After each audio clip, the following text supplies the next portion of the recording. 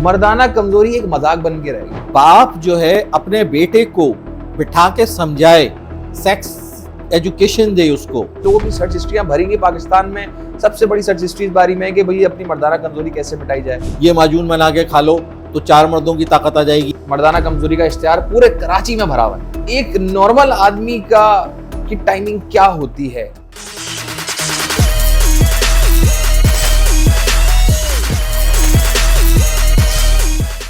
अस्सलाम वालेकुम ख़वातीन और हज़रात, एक और पॉडकास्ट के साथ मैं आपके सामने हाजिर हूँ। आज के इस टेक्नोलॉजी के दौर में हम बहुत आगे बढ़ चुके हैं और बहुत टेक्नोलॉजी आ गई है। इलाज मुआवजे जो है वो बहुत लेटेस्ट मशीनरीज के साथ किया जा रहा है। सर्जन अवेलेबल हैं, बड़े अस्पताल मौजूद हैं, लेकिन एक तबका ऐसा भी है आज कदीम तरीका इलाज को फॉलो करता है। आज जो मेरे पास गेस्ट है ना वो बहुत खास हैं और अगली कुछ एपिसोड्स के लिए मेरे साथ रहेंगे। बहुत सारे टॉपिक्स हम अनकवर करेंगे। Thank you so much. अस्सलाम वालेकुम। हकीम जलीस अहमद सिद्दीकी साहब मेरे साथ मौजूद हैं। बहुत शुक्रिया। अस्सलाम वालेकुम। Thank you very much. Thank you very much. अच्छा, हकीम साहब के बारे में बता दूं, इनसे कुछ मरासिम बहुत पुराने भी हैं, बचपन के भी हैं। बहुत छोटा सा था जब से ये मुझे देख रहे हैं, इनसे ये वाला मामला रहे हैं। मैं थोड़ा सा इंट्रोडक्शन इनका करा दूं कि तिब्बी कॉलेज से फारिगुल तहसील और नेशनल काउंसिल फॉर तिब से रजिस्टर्ड तबीब हैं और खानदानी जो सिलसिला चल रहा है इनका वो तिब से मुतालिक है। तबीब रहे हैं इनके वालिद, उनके भी वालिद और 9 नस्लें, 9 जनरेशन जो है वो आपकी शोबा तिब से बिल्कुल सही हो गया। अपना तारुफ आप बड़ा मजीद बताएं मुझे और अपने बारे में। अस्सलाम वालेकुम रहमतुल्लाहि व बरकातुहू। मेरा नाम हकीम जलीस अहमद सिद्दीकी है। मेरे वालिदैन जो थे जज़ीरतुल अरब से अकबर सेकंड के ज़माने में अमरोहा में, हिंदुस्तान में अमरोहा में तशरीफ़ लाए और वहाँ उस वक्त से हमारा ख़ानदान शोबा तिब से वाबस्ता है। तो मैं अपने ख़ानदान में जो हूँ 9th जनरेशन हूँ जो इस शोबे से वाबस्ता है। हमारी यहाँ रूहानी उलूम और तिब जो है बहुत कॉमन समझा जाता है, बिल्कुल इसको जो है नेसेसरी समझा जाता है हर बच्चे के लिए कि अगली जनरेशन तक वो आगे। मतलब मुगलिया दौर में भी आपकी सर्विसेज रही हैं? जी हाँ। अकबर सेकंड के ज़माने, अकबर के बाद जो बादशाह थे उसकी बात कर रहे हैं? जी हाँ, अकबर सानी। उस दौर से आपकी सर्विसेज आगे चल रही हैं। अच्छा, थोड़ा सा हम स्टार्ट करते हैं कि ये तिब जो है, जो लफ्ज है, इसके मायने क्या, ये है क्या और आज के दौर में लोग इसे फॉलो कर रहे हैं? हाँ, तिब के असल में लुग़वी मायने देखे जाएं तो तिब के मायने हैं, अरबी लुगत के हिसाब से देखे जाए, अरबी का लफ्ज़ है तिब। तो तिब के मायने हैं कि इलाज करना या जादू करना, क्योंकि उस ज़माने में लोग जो थे झाड़ फूंक से ही इलाज कराते थे, लेकिन जब जड़ी बूटियों से उनका इलाज करना शुरू किया गया तो लोग हैरान हुए। उन्होंने इसको जो था ना कहा ये मिरेकल है और ये जादू है, तो उसका नाम तिब जो है वो इसी तरह ये पड़ गया कि ये जादू करना या इलाज करना, इन दोनों मानों में इस्तेमाल होने लगा और तब से आज तक लोग इसे फॉलो कर रहे हैं।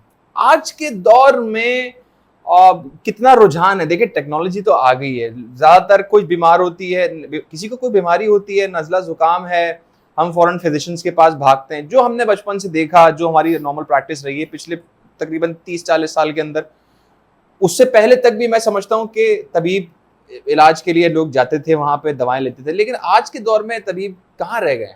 तबीब कहीं नहीं रह गए। असल में लोगों के पास टाइम कम है और एडॉकिज्म ज़्यादा हो गया है कि उनसे अगर कहा जाए कि भाई ये आपको प्यास लगी हुई है और उस गिलास के अंदर शरबत है, लेकिन इस शरबत के अंदर जहर मिला हुआ है, तो कहेंगे यार फॉर द टाइम बीइंग हमारी प्यास तो बुझ जाएगी, वो शरबत को पी लेंगे, जहर मिले शरबत को। तो लोगों का यही है, उनको पता है कि नुकसानात हैं दूसरे तरीके इलाज के अंदर, फौरी फ़ायदा तो हो जाएगा लेकिन उसके लॉन्ग टर्म के अंदर नुकसानात हैं। लेकिन फिर बाद में एट द एंड हमारे पास जब कोई पेशेंट आता है तो उसके पास इतनी रिपोर्ट्स और डॉक्टर्स के इतने प्रिस्क्रिप्शन होते हैं और वो हमारे लिए एक इम्तिहान होता है कि हम सब जगह से हार के आएँ, हकीम साहब अब कुछ मिरेकल कर दें, तो एंड में वो हमारे पास पहुँचता है।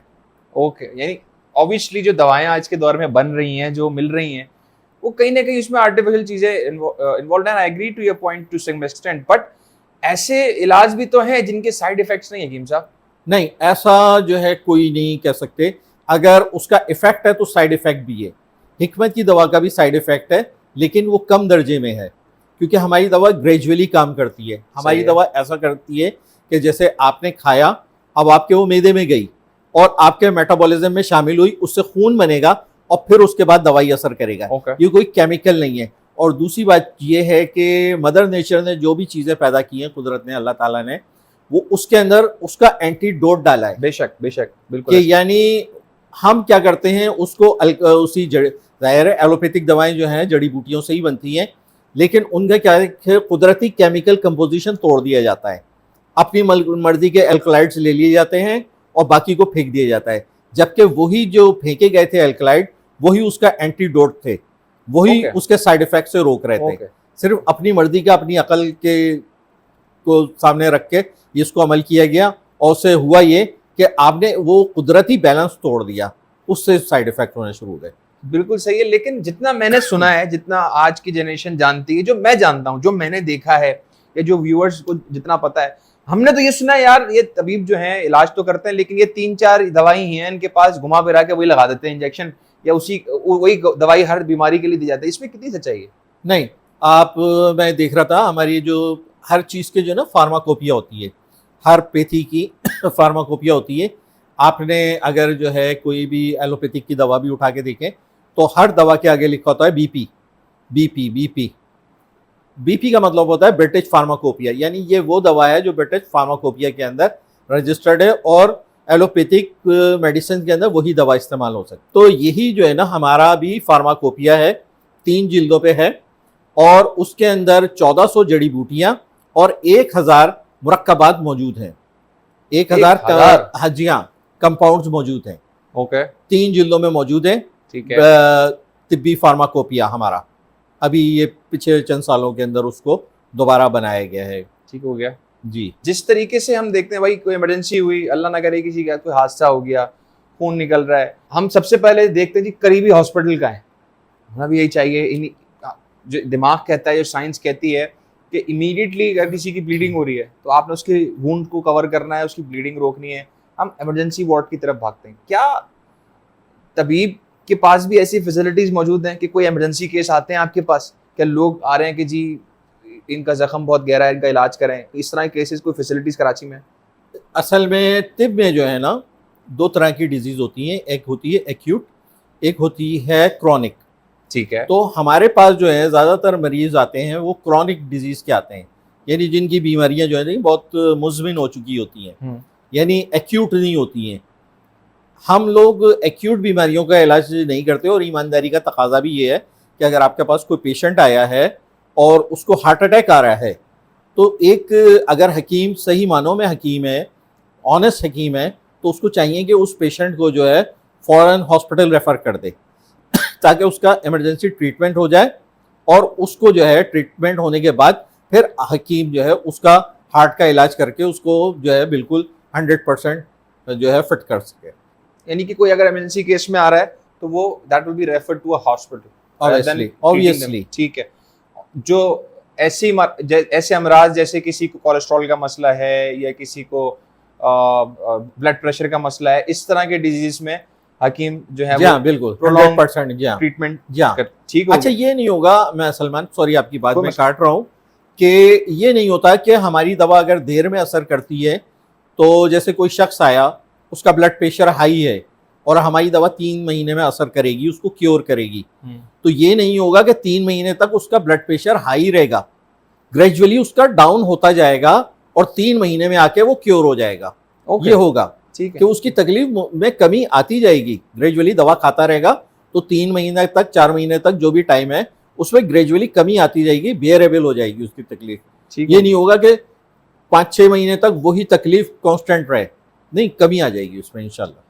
अच्छा, मैंने बड़ा महसूस किया कि लोगों को हिकमत और तबीब, इन दोनों में फर्क क्या है, कि ये दोनों एक ही चीजें हैं? इस पे जरा क्लैरिटी दें कि एक हकीम और हिकमत कैसे कनेक्टेड है। ये असल में चक्कर ये तबीब जो है ना, अरबी में तबीब मुआलिज को कहते हैं। अब वो एलोपैथिक हो, होम्योपैथिक हो या हकीम हो, वो सबको तबीब कहेंगे तो ये इसमें कोई डिस्क्रिमिनेशन नहीं है। तबीब का मतलब है मुआलिज, कोई भी मुआलिज हो सकता है, लेकिन हमारे इस खित्ते में क्योंकि हकीम रिवाज है बोलना उसको तबीब को, तो इसलिए हकीम बोलते हैं हम लोग, वरना अरब कंट्रीज वगैरह में तबीब ही कहते हैं।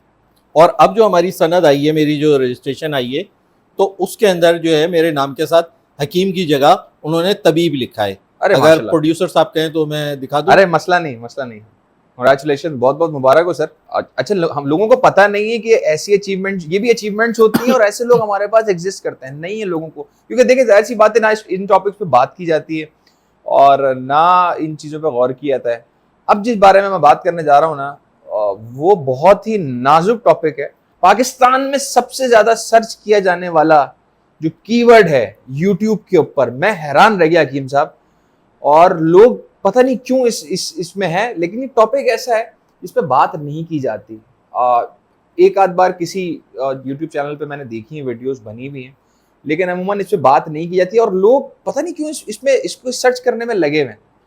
मर्दाना कमजोरी एक मजाक बन के रह गया। हमने बचपन में मर्दाना कमजोरी में लड़कों में सिर्फ मजाक ही सुना है कि हाँ भाई किसी की शादी है, आजा मेरे पास हकीम है। इस तरह की बातें हमने बहुत सुनी भी हैं और करी भी हैं, जाहिर है टू सम एक्सटेंट, कि हाँ भाई किसी की शादी होने वाली है, अबे आजा मेरे पास हकीम है, इलाज करवा लिया, अबे पहले दिखा तो दे भाई, को मसला वसला तो नहीं है, बाद में नहीं आएगा रोत। इस तरह की बातें एक तो मजाक पे चीखें होती हैं, लेकिन ये एक बहुत सीरियस मसला है। लोग क्यों खोजना चाह रहे हैं, क्या ढूंढना चाह रहे हैं, मुझे नहीं पता। मर्दाना कमजोरी एक अलमिया बन के क्यों रह गया? मैं बताऊं, जिस चीज को जितना सप्रेस किया जाता है ना, उसकी क्यूरोसिटी इतनी बढ़ती है। अगर आप किसी चीज को छुपाएंगे बहुत ज्यादा, तो उतनी ही बच्चे के अंदर क्यूरियोसिटी पैदा होगी।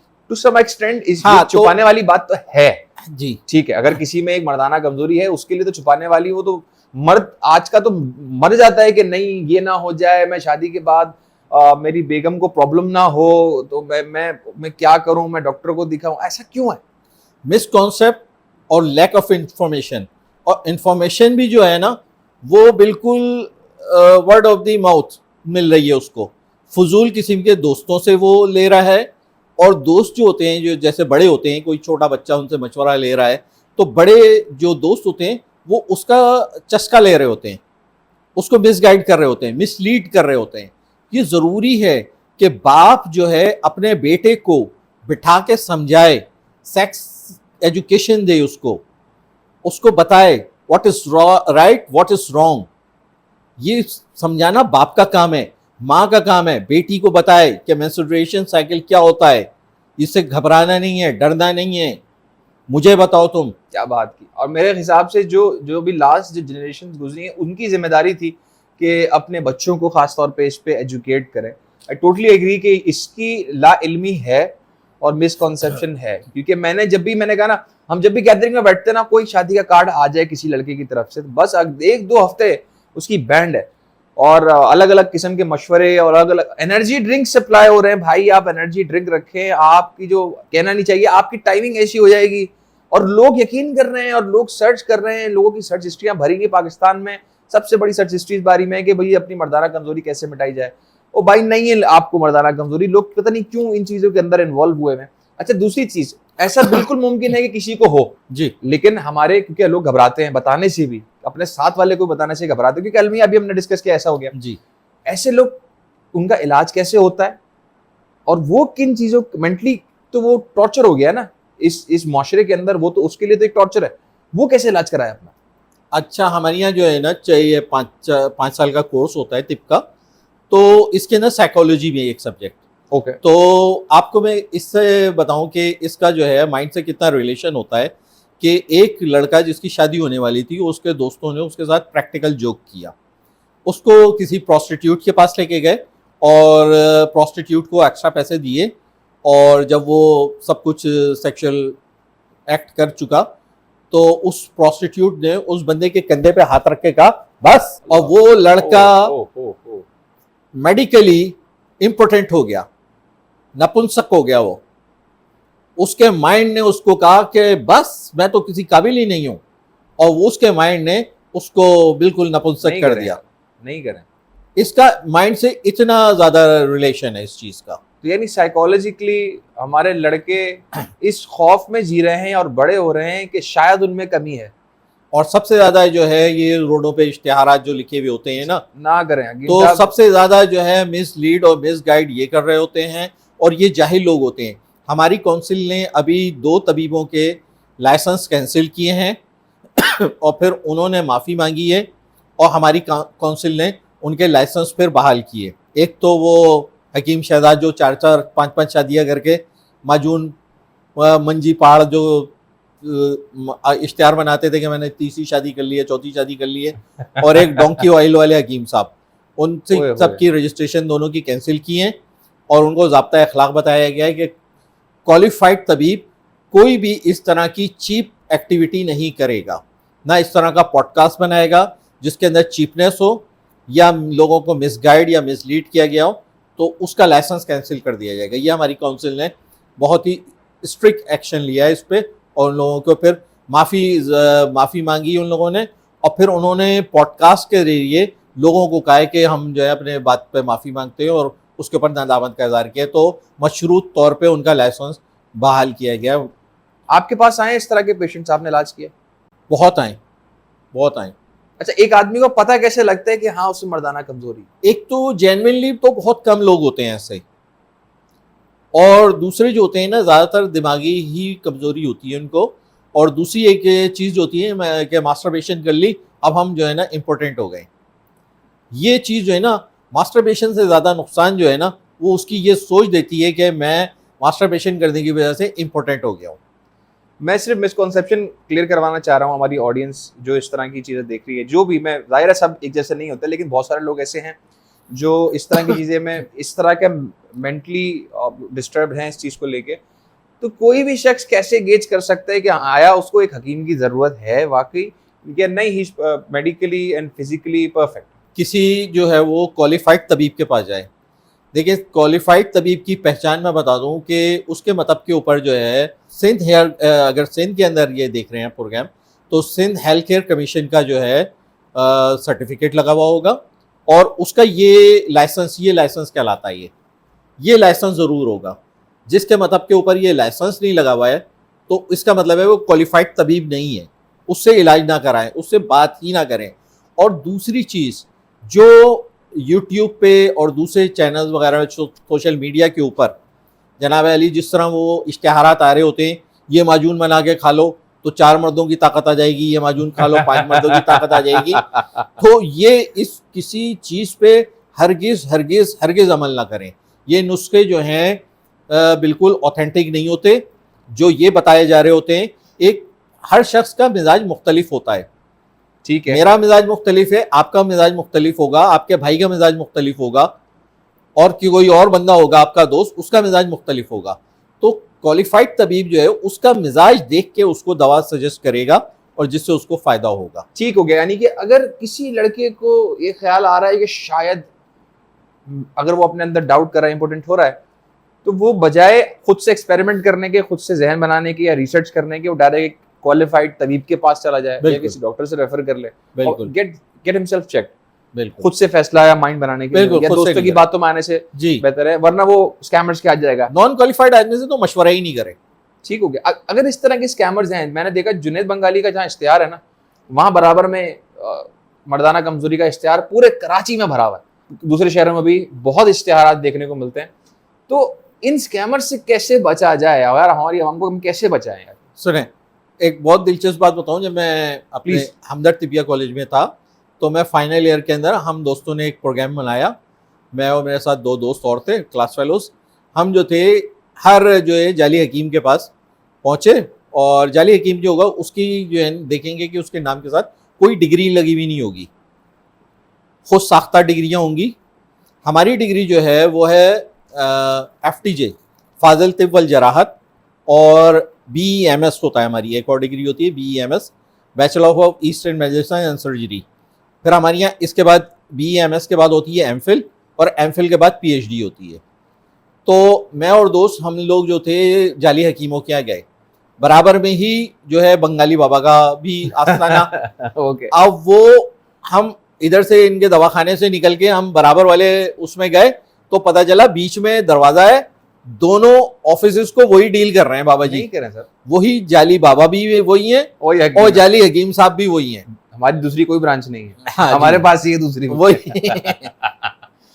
अच्छा, एक और सेंसिटिव सवाल, एक नॉर्मल आदमी की टाइमिंग क्या होती है? जो लड़के ब्लू फिल्म्स देखते हैं उनका माइंडसेट ये है कि जी तो देखा ऐसा ही शायद कुछ होता होगा, वही सोच के बैठे हुए हैं। लेकिन एक नॉर्मल आदमी की टाइमिंग क्या होती है? नॉर्मल आदमी की एक टाइमिंग होती है 1 मिनट से लेकर 4.5 मिनट तक। 4.5 मिनट हाईएस्ट होती है। सर क्या कह रहे हैं आप? ये बहुत सारे लड़कों के ना आपने सिटी गुम कर दी होगी इसमें। ये असल में इनको जो मूवीज देखते हैं इनको पता नहीं कि उन मूवीज के अंदर रीटेक कितने होते हैं। पॉइंट। आप अगर देख रहे हैं किसी को अगर रीटेक ना हो तो हकीम साहब क्या कर रहे हैं? हाँ, अगर तो किसी को उसका बगैर अगर रीटेक जिसको भी बगैर रीटेक के किसी को मिल गई है तो वो तो परेशान हो जाएगा ना। तो उसको चाहिए कि अगर इसको अपने मिथ्स क्लियर कर दें, जो इनको सुपर हीरो समझ रहा है, पॉर्न स्टार्स को सुपर हीरो समझ रहा है, तो वो देख ले behind the scene. Behind the scene के नाम से भी पॉर्न होती है, वो जाके देख लें। उसके अंदर उनको पता चल जाएगा ये कितनी कितनी देर में रीटेक हो रहे हैं और किस तरह वैग्रा के उनको इंजेक्शन लगा के जो है फिर रेडी किया जा रहा है। ओके। आपने देखा होगा कि जो पॉर्न स्टार होते हैं उनके टमाटर से ज्यादा सुर्ख रंग हो रहे होते हैं। बात सही ये होती कह है कि उनको वैग्रा के इंजेक्शन लग रहे होते हैं सही कह रहे हैं। हर थोड़ी थोड़ी देर बाद। एक आखिरी सवाल, और ये भी बड़ा सेंसिटिव सवाल है और ये खवातीन के लिए बहुत इंपॉर्टेंट है। इतने घर मैंने बताते खुद बर्बाद होते हुए देखे हैं सिर्फ इस बात पे कि लड़की ब्याह होके घर गई और अगले दिन वापसी भेज दी गई कि शायद लड़की का दामन पाक नहीं था। ये मिसकॉन्सेप्शन कैसे क्लियर हो सकता है? क्या वाकई ऐसा है कि एक लड़की का पाक दामन होना उसकी वर्जिनिटी होती है?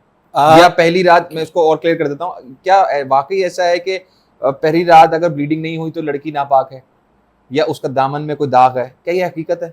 नहीं, ये बिल्कुल जहालत है सरासर। ये असल में ना तिब्बी, ना इस्लामी, ना अखलाकी, ये कोई चीज़ नहीं है। ये सिर्फ कल्चरल है, ये हमारे कल्चर का हिस्सा है। होता क्या है कि एक हल्की सी झिल्ली होती है औरत की वजाइना पे, जिसको हायमन कहते हैं, पर्दा बकारत उर्दू में उसको कहते हैं। और वो जो है पहली जो है उसके इंटरकोर्स के बाद, सेक्शुअल इंटरकोर्स के बाद वो फट जाता है पर्दा, और कुछ में उसमें ब्लीडिंग होती है, कुछ में नहीं होती है। और बहुत सी लड़कियां जैसे स्पोर्ट्स कर रही हैं या जैसे आजकल स्कूटी चला रही हैं लड़कियां, आपने देखा होगा मोटरसाइकिल चला रही हैं, बल्कि हमारे इलाके में तो गुलबर्ग में 125 चला रही है लड़की। बिल्कुल बिल्कुल सही कह रहे हैं। तो उन लड़कियों के वो हाइमन मोटरसाइकिल पे बैठने में फट जाते हैं, ऐसा कोई मसला ही नहीं है। और तो ऐसे जाहिलों का एक इलाज जो है यूरोप ने बहुत अच्छा दरियाफ्त किया है, वो पिल्स आई हैं। वो पिल रख ले अंदर और फर्स्ट नाइट को पिल जो है वो डैमेज हो जाएगी और उसके अंदर से ब्लड आ जाएगा, लो जी जान छूटेगी, जाहिल की जहालत को सुकून मिल जाएगा। लेकिन आई थिंक ये मिसकॉन्सेप्शन भी खत्म होना चाहिए, बहुत जरूरी है। हम क्यों किसी पिल की तरफ जाएं जब हमारे दीन में, हमारे मेडिकली या में ये चीज नहीं आई है कि नहीं जी अगर ऐसा है तो ऐसा ही होना है। ऐसा तो कहीं पे भी नहीं है। और मैं बिल्कुल एग्री करता हूँ कि जो खवातीन स्पोर्ट्स खेलती हैं, क्योंकि मैं खुद भी स्पोर्ट्स खेलता हूँ, मेरी एक स्पोर्ट्स गैदरिंग अलग है, और ऐसे केसेस मैंने सुने भी हैं कि भाई हाँ ठीक है नहीं हुआ, अगर ब्लीडिंग नहीं हुई है डजंट मीन कि उसका दामन पाक नहीं है, या पहले वो किसी अफेयर में रही है, या पहले से कहीं वो उसके साथ कोई लड़का रहा है, ऐसा बिल्कुल भी नहीं है। बट आपकी क्लैरिटी बहुत इंपॉर्टेंट है, और आप ने जो जिस तरीके से चीज़ों को आपने डिफाइन किया है, सर बहुत शुक्रिया। क्योंकि देखिए आज हम उस जहालत के दौर में बैठे हुए हैं जहाँ एक जाली पीर अरबों रुपए कमा रहा है, बिल्कुल, और एक सर्टिफाइड क्वालिफाइड डॉक्टर या तबीब या हकीम या एक रूहानी शख्सियत वो दर दर की धक्के खा रहा है। सर ये तो मैं खुद देख रहा हूँ, मैं ऐसे रूहानी शख्सियत को और मजीद जानता हूँ जो बेचारे बहुत बहुत परेशान हैं, सिर्फ इसलिए कि लोगों ने जो है वो जहालत का जो है वो दामन पकड़ा हुआ है, अल्लाह और उसकी रस्सी को भूल चुके। बट आपसे मजीद गुफ्तगू करनी है, हम मजीद बातचीत आपसे करेंगे। अभी तक के लिए जो टॉपिक्स थे बहुत इंपॉर्टेंट थे। आपका बहुत बहुत शुक्रिया हकीम साहब। मैं दोबारा आपको जहमत दूंगा, हम दोबारा बैठेंगे। और अगला टॉपिक जो है वो बहुत इंपॉर्टेंट है, वो आपका अगला टॉपिक बहुत इंपॉर्टेंट है, तो नेक्स्ट वीक अगला टॉपिक मिस नहीं कीजिएगा। हकीम साहब दोबारा होंगे मेरे साथ। अपना बहुत ख्याल रखिएगा, दुआओं में याद रखिएगा। अल्लाह ने के बाद।